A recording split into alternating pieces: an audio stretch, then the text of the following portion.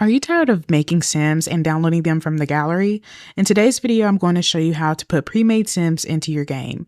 If you're interested, stay tuned. But first things first, go ahead and like this video and subscribe. Now let's get started. So what inspired today's video is I was honestly just tired of looking at the same Sims over and over again. And to be quite honest, I get tired of making my Sims sometimes. So it's really nice to be able to come into the Sims resource and just be able to download any Sim that I see fit and just install them into my game and be able to play with them. Now there's some required items that come with each of these Sims because they have their own unique outfits, hairstyles, makeup looks, all that. It's going to automatically package all of those things together and it's going to put it into one file. That way you can download it and then install that Sim into this game.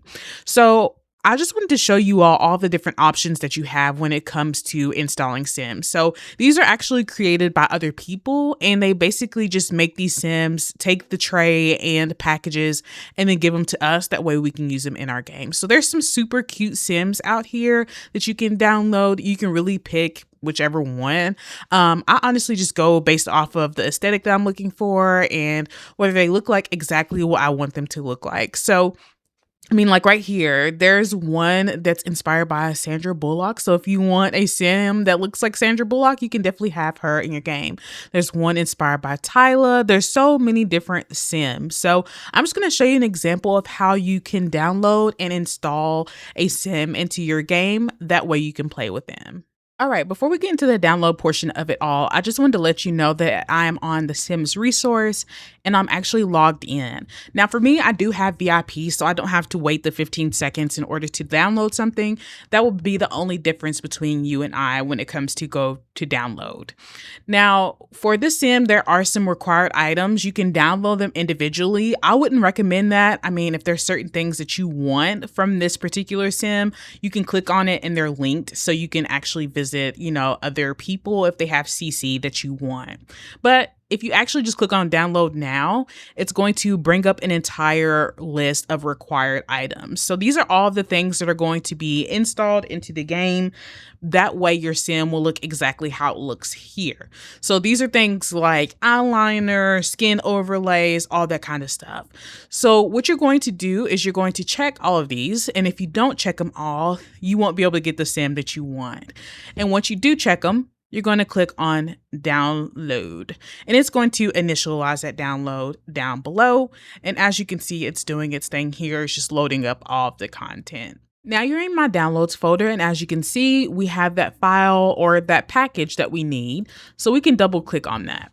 Now it's going to look a little overwhelming because there are several different files in this package. Now you just want to make sure that you're putting the appropriate files where they need to go. What you're going to do first is there is a type thing up here where you can basically narrow down the type of file it is. Now there are some tray files and there's some package files. The tray files are basically going to be used to import the Sim in. If you don't have the Sim in, this won't work. So you're going to check off and there's a drop down button once you hover over it. You're going to click that. You're going to take your HHI file, your household binary file, this SGI, and tray item. So these are the 4 things that you're going to have checked off. You're going to now copy these and you're going to put them into your tray file. Now, if you don't have your tray file or you don't know where it's at, it's basically like deep into your Sims 4 folder. Now for me, because I have my mods folder pinned, it's going to be easier for me to find it. Now I always recommend to pin your folder to the left side and to quick access. That way you can easily get to your mods. You won't have to do all that digging and you won't have to extract all that blah, blah, blah. You won't have to do that. So just be mindful, pin that to the side before we move forward. All right, now that we have those files highlighted and we have them copied, we can now click on mods. We can go back to the Sims 4 here at the top. So right now we're in the mods folder. We're going to go back out a folder to the Sims 4. Now it's going to take us to basically where the game lives. You're not really going to worry about anything else. You're just going to go to tray and you're going to paste. Now I already have these files in my game because I tested it out. So for me, I'm just going to click on replace the files. For you, you won't have that pop up. Now you're going to go back into your downloads. You're going to go to that file again And just like the process before, we're going to narrow down, but this time just to package files. So these are just the things that are required, like blush and makeup and hair, to make the sim look how it's supposed to look. You're going to, I see, get a pop-up and it's letting you know that the files might be harmful. This is just a warning. It's not anything that's going to damage your computer. You're going to click OK, copy, and you're going to paste that into your mods folder. Now for me, I already have these files. I'm just going to replace it. That way you can see me do something in action. And now I have all of the files that I need in my tray file and in my mods folder. So now we should be able to go into The Sims 4 and be able to find the sim in our gallery. Let's go ahead and get into it. All right, so now I'm back in the game, and what I'm going to do is I'm going to start a new game. I think this actually is better than trying to get it from Create a Sim. It's just easy to start from scratch with this. So of course I'm going to go for no thanks with the little story that pops up. But what I am going to do is go into open the gallery.